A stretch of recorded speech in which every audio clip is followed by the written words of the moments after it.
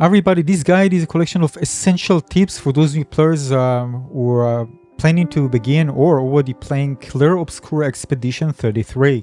Now, I already played more than 200 hours, and I'm pretty sure some of the tips can be very helpful for you, as they were for me when I played. Some of the things might be something that you can miss or not pay attention to and can maybe be very useful later on. So, well, it can help you out for sure, so I recommend following through. Just note that the footage does contain some areas that of course you haven't visited just yet, so keep this in mind. I try to not make something big, of course, a spoiler, but some areas that of course you're going to discover as you continue playing. So not something like endgame is something very crucial in the game to not spoil things, don't put any major spoilers in this guide. Alright, we're going to go all of them, not in particular order, but it's important to note. So first of all, your characters have the ability to aim while actually not in combat, aim and shoot. Now this can be useful for preventing enemies from rushing at you, so you can actually initiate a fight first. Or if you maybe want to get an item, you don't want them to actually engage with you, like I do here, I can just, tap them with attacks, get some items and get away with it. Now some of these items, especially in some areas, can be very, very powerful. So even if you don't want to engage in maybe a very powerful area, you can just get some items, just get out of there, and it can be pretty useful for you. And just if you want to engage first to get an advantage rather than allowing enemies to engage with you first.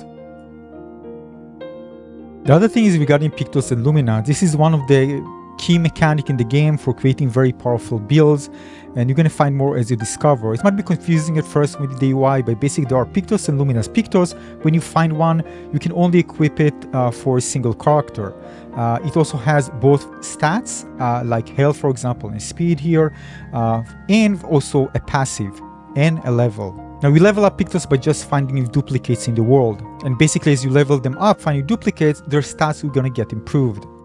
Lumina is basically a version of the Pictos that only carry the passive and can be used for different characters. So basically you can use them multiple times for each character. However, they don't carry the stats. Now we can start using them by equipping the Pictos, which you're going to see it in gray, because you need to get to the mastery. Mastery you're going to get by just equipping the gray version, play with it in the party, and basically finish 4 battles, and then you're going to be able to unlock the Pictos as a Lumina. Now each Lumina has a cost to use, and you're going to unlock colors of Lumina as you progress for each character, but basically there's a price for each one, but there's no level for Luminas because it's just the passive. And you can actually see the 4 bars for each one. You can see follow the progress. Now the Luminas, again, this is a long list. You can actually see the cost. You can see there are different ones: offensive, defensive, and support. You can also see the available Lumina points at the bottom, so I need more to equip the more expensive ones. Now in terms of color, red Pictos, these mean offensive capabilities, the light blue means defensive, and green Pictos means support. So basically the gray ones need to be mastered in order to use as Lumina. So if you see a gray one, you can equip it, fight with it, and after several fights, 4 fights, you'll be able to use it as a Lumina. But until then, you can only equip it to a single character. Now you can see that with Greater Powerful I have 3 bars, so I need 1 more bar like the Greater Shell has in order to be able to master it and then use it as a Lumina, so I just need 1 fight. But until then I won't be able to use it as a Lumina. Now the colors of Lumina, basically the one that allows you to use more Lumina to equip higher cost Luminas, can be found in the world. These kind of purple items, as you can see. You can also buy it from merchants, and basically as you play you're gonna find more. These are essential, so we can actually equip more Luminas and also use the higher, the higher cost ones. For example, here in early game I have 2 available, but I can't equip the critical burn because it costs 5. I can only use the dodger because it costs 1. Now as you level up in the game, you're gonna get of course XP, and you level up and you get what's called attribute points, which allows you to invest in different attributes for your characters. Now if you look at the weapon you decide to equip, you also see characters, your S and A, and basically it goes like from S is like the highest scaling, then A, then B and C and D, D which is the lowest of course, S is the highest. And if you go to a resting flag, expedition flag, you can actually increase the attributes if you have attribute points available to invest. Then you can also see the scaling available based on the weapon we're actually using. Now, when you have a sword without actually cards, it means that this is just sheer damage that you invest, because the weapon, you're just going to increase the might and increase the damage. However, it's better to increase and prioritize the highest scaling because it increases both the stats of you actually investing in and also the attack power as well. Because as long as you see sword, it's going to increase the attack power, and even more if the scaling is better. So the higher the scaling, the higher you're going to get for investing in attack power as well, while actually investing in other stats. Although other stats, they don't have it, if you invest in them, they can actually increase the stats, sometimes even other stats, but not the attack power. It's not that you don't want to invest in them, but you should prioritize investing in the attribute that your weapon is scaling best at. So see, if I increase luck, it also increases speed, but it doesn't increase attack power. There's no sword icon there. If I increase agility, it will increase the attack power. And it's better to invest in one that has better scaling, for example in vitality, than increase in might, because I'm going to get higher attack power investing in vitality or agility than actually investing directly in might. And this changes based on the weapon you're actually using, so do it carefully. Of course, you can use an item called Record, as you can see at the bottom, which you're going to find in the world. Later you can even farm for it, and you can actually change, relocate these points based on the weapon that you use. Now, as you progress and level up, you're also going to get skill points, which allows you to invest in a skill tree to unlock new abilities for your characters. You also have an option to also use the record, as I mentioned before, to also reset this skill tree. If you want to reinvest it and invest in something else, this is also possible to do. And you will be able to do this by choosing learn skills in rest point in expedition flags. So the camp is a very important part of the game. Basically, when you are in the world map, with the controller, you can press, for example, just the D-pad down or G on the keyboard to go to the camp. This is a place where you want to interact with the different NPCs. For example, you have the curator inside. It's not here because I already progressed here. That allows you to increase, for example, Lumina points for each character. This is a later game, by the way, but you will have the option to speak with different party members and increase your relationship with them. They want to do that because you're going to get something out of it a bit later on. You can unlock certain abilities and what's called gradient attacks, kind of ultimate abilities for your characters. And you want to basically talk to them and increase your relationship with them. And gradient attacks is just one thing that is really worth it doing it. They're actually those 3 skills at the right side that you can see, which will be not available for you at the beginning, but as you progress the relationship with those party members, you'll be able to unlock them. Also in the camp, there's very important NPC, which you unlock once you find the little guest wall. You're probably going to find them as you kind of explore the world, these little guys, which will eventually unlock you this NPC, which is important in the game. At least find the first 4, because it allows you to unlock different ability. One ability that allows you to break pain spikes, which basically open different pathways and different things in the game that you wouldn't discover otherwise. So make sure to pay attention to this guide. Don't kind of skip or ignore it. Now, this is related to combat elemental weaknesses. Enemies have elemental weaknesses. This means that for certain elements, they'll be weakened too. And this means you can deal more damage when attacking them with a certain element. One thing, for example, I use is using Luna's ability Elemental Trick, which deals damage with different elements, fire, ice, lightning, and earth, to try to detect the vulnerability for a certain enemy against a certain element. Of course, you can use other attacks that as an element. This is just one attack and you can discover. And once you know that, you can actually make use of that to your advantage. So you can see when I'm activating it, I'm going to deal damage with different elements, and I can actually discover the vulnerability for this element for this particular enemy.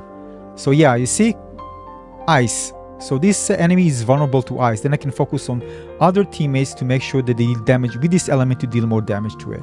And it actually works the other way. Some enemies will benefit from you attacking with certain element that are immune to, and basically you're going to heal them instead of dealing damage to them. This is kind of the opposite scale of actually using the wrong element to deal damage to a certain enemy. Now the game has different elixir consumables that you can use, and they replenish once you rest. So there is no reason not to use them. You can use them in battle by choosing items, and then you can either heal, replenish AP, as you can see, action points, basically the mana, or you can revive an ally. Then we're going to get more of that and also increase their effectiveness as you find different items in the world. Now I have plenty of them now because it's end game, but basically you're going to find shards and shapes. Shards are like Chroma Elixir shards, healing tin shards, or NED tin shards, or revive tin shards. Finding these items permanently increases the maximum number of uses you can carry for the corresponding elixir or tin. And when you find shapes like shape of health, shape of energy, or shape of life, these items are used to upgrade the effectiveness of your healing tints, energy tints, and revive tints. And you upgrade it using by interacting with the curator at the camp or certain expedition flags that they're on. Now, Clair Obscur has the different main key mechanics to avoid getting damaged. These include parry, dodge, jump, and also gradient counter. Being able to parry all the combo attacks, sometimes it's just a single attack, will allow you to execute this, as you can see, counter. This deal can deal massive damage and some great synergies, by the way, in the Pictos and with different weapons. And it also helps to build the break stagger bar for enemies, the yellow one below the health bar, which eventually allows you to stun enemies. And also it can benefit from different synergies, and also you can deal more damage to them. Sometimes it's even necessary to break it in order to deal higher damage to enemies, but otherwise you're going to deal very little. Now the jump attack, you can't evade it unless you jump, so you need to pay attention to it. Same goes to the gradient counter. When you see kind of the screen goes black, you need to wait and time it correctly in order to avoid getting hit. Now some attacks are going to be a combination of those, like here for example I need to parry or dodge, and it will follow up by an attack that I need, you can see this mark, I need to jump in order to avoid getting hit. If I'm not, I'm going to get hit and execute RT to deal damage also and land back. Now another important thing is the break meter. This is the yellow bar found below the enemy's health bar in Clair Obscur Expedition 33. As you deal damage to an enemy, this meter fills up. Once it's completely full, the enemy becomes vulnerable to a break. Using specific break skill when the meter is full will trigger the broken state. Now we can see which type of skills can do it. They actually say in the skill can break. We can also deal extra break damage, you can see if it's available, like here for the skill from Monoko. There's also some Lumina that allows you to just break on regular base attack. Now, basically once you break, the enemy goes into broken state. This stuns the enemy and makes them take significantly increased damage, providing the crucial window for an offense. Now you can see the yellow bar here, once I start attacking underneath the HP bar. You can see now it's low, now I'm getting up, it's going to fill up. Basically, once you fill it up, it will reach a certain state where you can see it's full, and you're going to see kind of a little star that shows that, well, you can now actually break it. Now you can see the yellow star here for this enemy is about to be broken. So you need to use an ability that can break. I don't have it here for my L, but I have a Lumina that allows me to break on regular attack, on base attack. So you can see the graphics and the sound that this enemy broken go. You can see kind of a dizziness type of icon. So these the enemies are now in a stun state, and of course there are different synergies that you can use to benefit from it and amplify your damage and other type of synergies to use that advantage where you are when the enemy is at this current state. Now there's also an option to flee a fight if you don't want to finish it. It's not all the time going to be available readily. Sometimes you can do it, sometimes it takes another turn, but there's an option for you to flee and not fight enemies. Now I mentioned before about gradient attacks. When you increase your relationship with the characters, you unlock them for different party members. But another tip for you is that there is a gradient charge bar when you're actually fighting, and it's shared among all characters. Now basically you need to fill it up in order to use certain gradient attacks. Now gradient attacks has their own cost. You can actually execute them during battle. They're very strong. But here I can't use them grayed out. Why? Because I have 0 gradient charges, and basically you can see the cost 2, 3, and 1 respectively. Now there are ways to increase it and make it faster. I have a build now that can actually charge it very fast.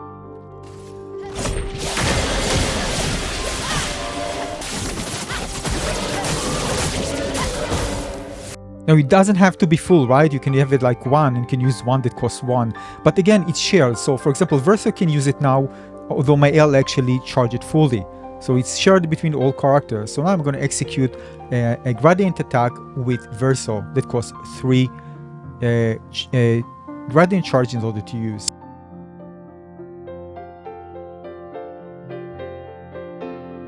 Now many enemies have their weak points, which allows you to take advantage by dealing more damage and some other synergies and advantages of using that. For in this area, the beginning of the game, Gustav will shoot the weak point of this enemy, which is exactly where you can actually see this shiny thing in the head. The game also tells you that you shot a weak point. And also it allows you to charge the break meter bar faster compared to regular attack. And there are some other advantages with different synergies, so pay attention to that as well. How you discover, sometimes it's shiny, sometimes it's visible, but sometimes it's just based on different experiment by shooting in different areas of the body of the enemy and discovering it. QTE is a part of the game. Basically, you need to time your presses in order to get things that are amplified, whether it's an attack to increase damage, whether it's something for support to increase the support capability.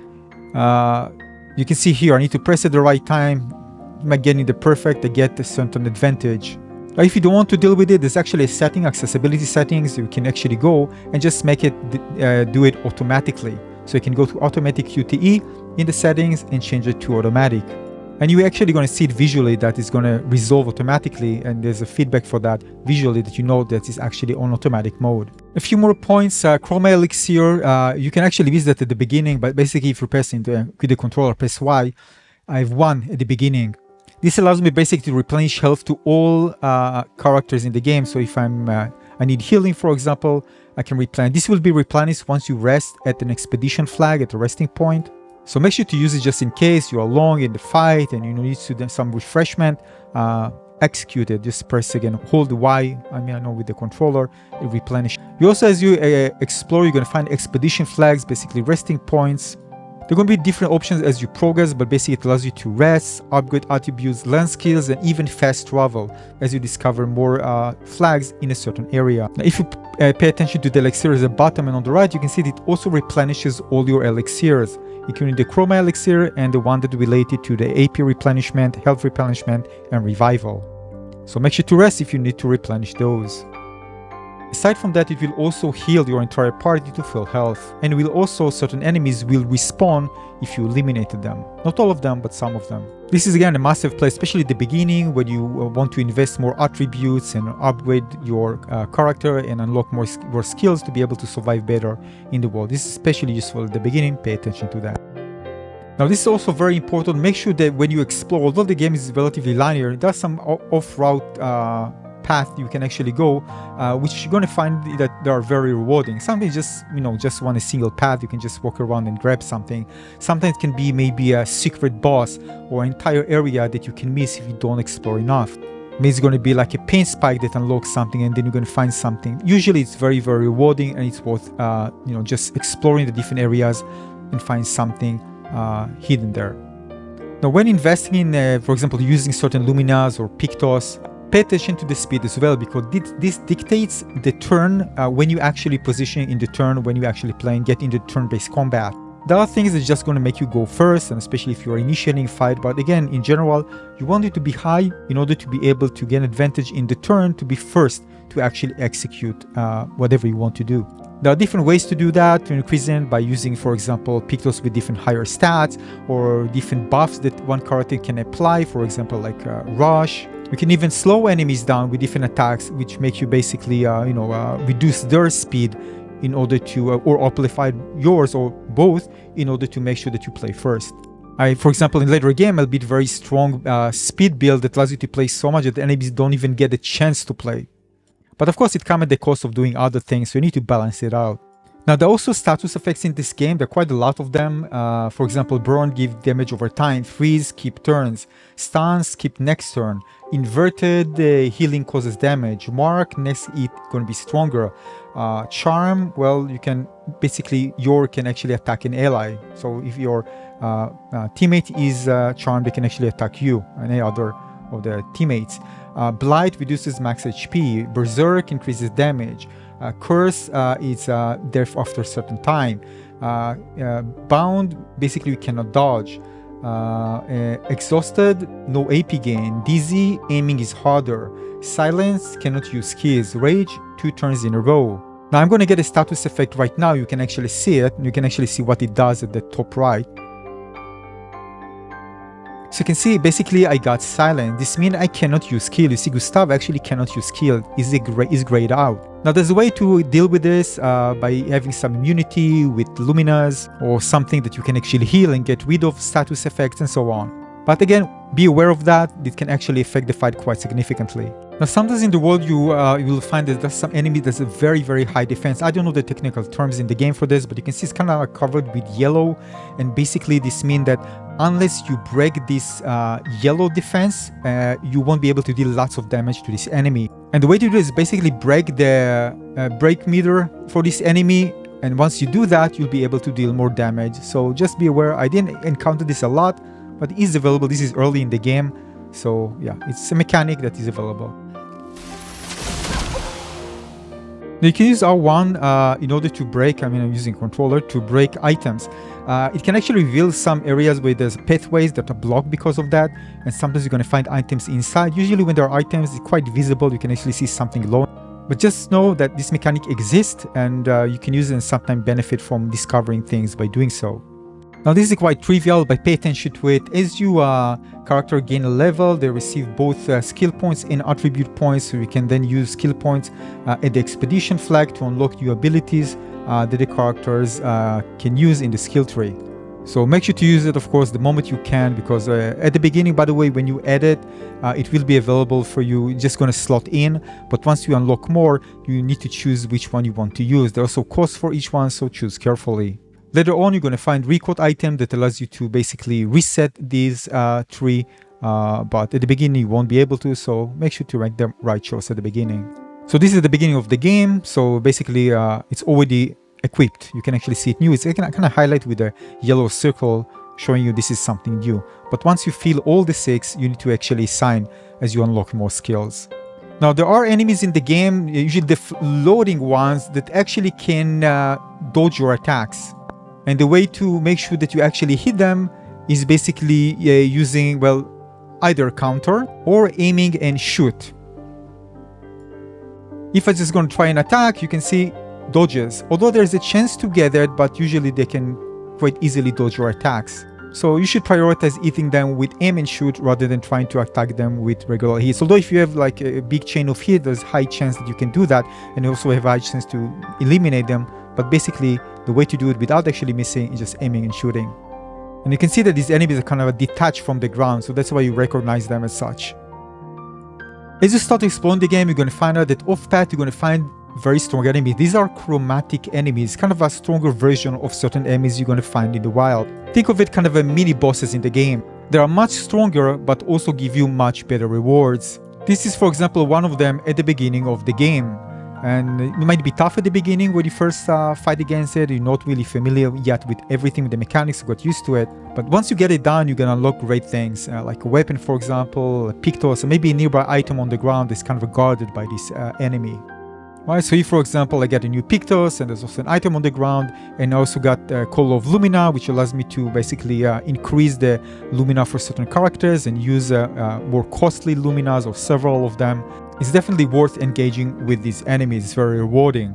As you explore the world, you're going to also find the expedition log. This is our item that allows you, kind of collectible, but allows you to also learn more about the previous expeditions and the lore of the game. This is one, for example, you discover early on. Another thing is that there are also, I'm going to add it on the way, there are white Nevrons you're going to find in the world. They give you kind of little things to do, little quests. It's worth keeping them alive, so I'm saying that. It will be worth it later on, and what do you decide to do after that with them after you finish a certain thing, yeah, fine. But I'm saying if you're doing just one single playthrough, it's worth keeping them alive and not engaging with them, attacking them, but just finishing the quest. But I won't share more than that, but just it's worth doing the quest and not attacking them. As you discover more areas and more basically expedition flags, resting points, you can fast travel through them. So some areas are big, so if you already visit a certain place, you don't need to travel by foot every single time. You just go in, choose fast travel, and go to any single point that you want to go to. This significantly saves time in certain situations where you want to get to a certain point but don't want to do this all over again, because some big areas have several flags and it will take time to get to. Well, this is just a little thing. Of course, the game has boss fights, and this means you're going to recognize it by, big name, above the boss head. It won't going to be chromatic because you can see it's not chromatic. These are bosses, more tough and challenging fights, and of course they are very rewarding, and you're going to find them throughout the game. But the point is that there are ones that you need to fight, but some of them will be optional, and the optional ones are also very well finding. Some of them are secret bosses, and they're going to be, of course, very rewarding. So also make sure to go far to find these secret bosses as well. The other thing I think is one of the most important things, learn to utilize each character's unique mechanics. It has unique combat mechanics. For example, Gustav utilizes an overcharge meter that builds up with successful hits, up to 10, and reaching full overcharge allows him to significantly empower his most potent attack, Lumiere Assault. Luna, for example, manages elemental stains like ice, fire, lightning, earth, and light, and her skills often consume or generate these stains. Cycling through the consuming different element stains is key to maximizing her skill damage and effectiveness. There's also the colorful light stains that are versatile and can basically substitute for any other element. Mael, for example, switches between different combat stances like defensive, for example, that increase defense and AP gain on successful reactions. Also the offensive that increase damage dealt and increase damage taken. There's the virtuous one that greatly increase damage, 200%. Her skills also build charge for these stances, allowing her to adapt her role in the battle. There's also Ciel that applies Photal stacks to enemies. Applying Photal generates sun charges, while consuming Photal generate moon charges. These charges grant her various benefits, primarily focused on gaining additional AP based on her Photal actions. Munoko operates a bestial wheel. This wheel has a different mask, each enhancing specific skills. Using a skill rotates the wheel to the next mask. This encourages players to cycle through his abilities to gain different empowerments. There's also the yellow one that acts basically like any color. And is also Verso that builds perfection rank by successfully executing real-time reaction like dodges and parries and also attacks. And a higher perfection rank enhances his combat capabilities, likely of course increasing his damage or granting other bonuses. And of course there are other synergies with it, but make sure you are familiar with all of them to make sure you make the best out of each character. Upgrading weapons is also one of the crucial things to do in the game. You can do this at rest points and later on in other ways and choose upgrade weapons. You need different resources depending on the level you actually upgrade the weapon to. It's very well worth doing it. The jump between the damage, the power of the weapon is insane. Pay attention to the scaling, which scaling can improve as you level up the weapon. So again, some weapons have different scaling for different attributes, some for vitality, some for defense. Sometimes you need to respect the character to make the best out of it based on the scaling of the weapon. S is the highest, then A, B, C, D. So for example, if I choose this weapon, alright, I can choose and use Polish Chroma Catalyst, a material that I'm going to find in the while actually exploring the world, to upgrade it. You can see it's going to increase the power, and also in this case also you can see there's an increment for the vitality scaling in this case, so I have better scaling for this weapon for vitality. Now I'm continuing upgrading. It uses different materials. Of course the higher materials are harder to get, but of course you can get them in different places, until reach, for example, the highest level, which is 33, which requires a very rare item, especially when you get it at the beginning. Later on, you will be able to farm it at a certain location, but in the first playthrough, it's going to be pretty rare. So I'm going to upgrade until I reach the 32. This is also the Grando's Chrome Catalyst, which also, I got a lot because I'm already, again, in New Game Plus. But you can see once you want to upgrade to 33, I need the perfect Chroma Catalyst, which is pretty rare. Even though I played a lot, I still don't have that much. Now, last tip, of course, there are many I'm going to show later on, but this is a mount. Don't worry, as you progress with the game, you find an option to gain a mount called Escape that allows you to swim, pass through obstacles, dive, and even fly. So you can get to unreachable areas that otherwise without them you won't be able to. And some, of course, of the late game areas are locked because of that. You can lock them as you play, so no worries. But this open up a whole new world of discoveries in this game. And basically that's it. These are my initial tips for those new players who are playing the game. More will come later on. Thanks for watching, everybody. Give a like if you find this one useful. Enjoy this amazing game. Thanks for watching.